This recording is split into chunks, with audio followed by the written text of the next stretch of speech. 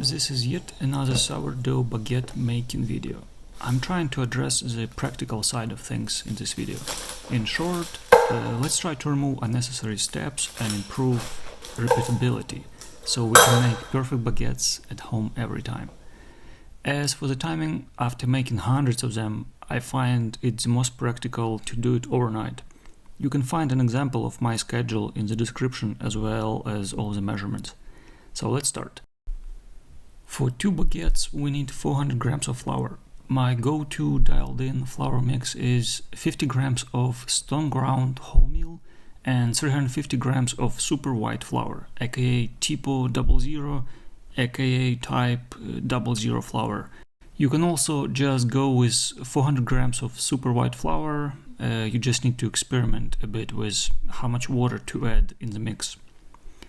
Add 5 grams of salt to the dry flour and mix it, then add 170 grams of matured sourdough starter, meaning like the starter should be taken out of the fridge for at least 4 to 6 hours, depending on your ambient temperature.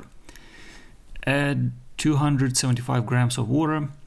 Now, water is a tricky part. Depending on your flour mix type, you might need to alter the amount of it. It is safe to start with, I would say, 250 grams and slowly add more up to 275 grams if your flour can take that much water. Mix it all together with a silicone spatula until there is no dry flour at the bottom. Don't go in there with your hands, as it's going to be the most sticky dough at this time. Cover it up with something and let it sit in room temperature for approximately 1 hour. After 1 hour, give it a few stretches, cover it and let it sit for another hour. When the time is up, unload the dough on the unfloured, non-sticky surface. I'm using a food-grade silicone mat.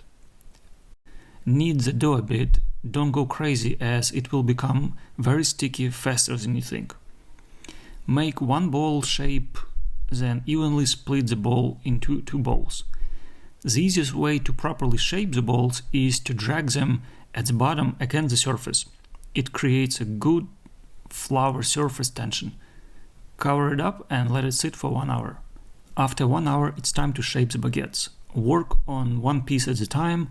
Toss some flour on top of the dough as well as some flour on the mat. Grab the dough from the bottom and rapidly pull it up. It should come up clean and not stretch too much. Put the floured surface of the dough face down on the mat and just roll a tube. Once done, flip the baguette so the seam is up and toss some flour along the seam. Now you can cleanly roll the baguette to a desired length, depending on your oven tray size.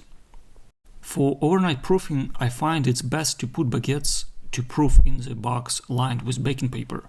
You can also use traditional baguette couche, but I find it's messy with the amount of excess flour you need to use to make the baguettes not to stick. Half of that flour will end up on the countertop and in the oven. Like we need any more things to wash, right? Don't get me wrong, I would definitely use baguette couche if I were making 4+ baguettes, but just for 2, do-it-yourself proofing box works best. In the morning, after approximately 10 hours of proofing or so at 10 to 15 degrees Celsius, put a metal container inside the oven and crank up the temperature to the highest settings it can go. In my case, I'm using fan-assisted oven. 275 Celsius is the maximum temperature.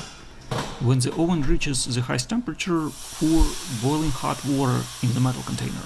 This will create perfect conditions for baking baguettes. Place baguettes with baking paper on the baking tray.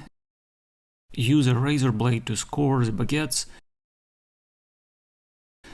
Put the tray in the oven, drop the temperature to 235 Celsius. Again, it's my fan-assisted oven. You would need to experiment with yours to get the best results. Set the timer to 15 to 20 minutes, depending on your oven again. When the timer is up, remove the baking paper and flip the baguettes upside down. This will help to evenly bake top and bottom.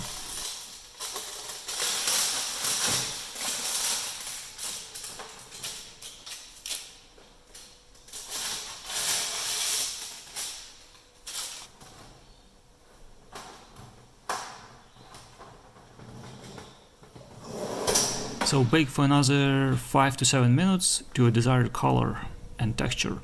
Afterwards, take them out and put on a cooling rack. Wait until they cool off completely, well, almost completely, and enjoy!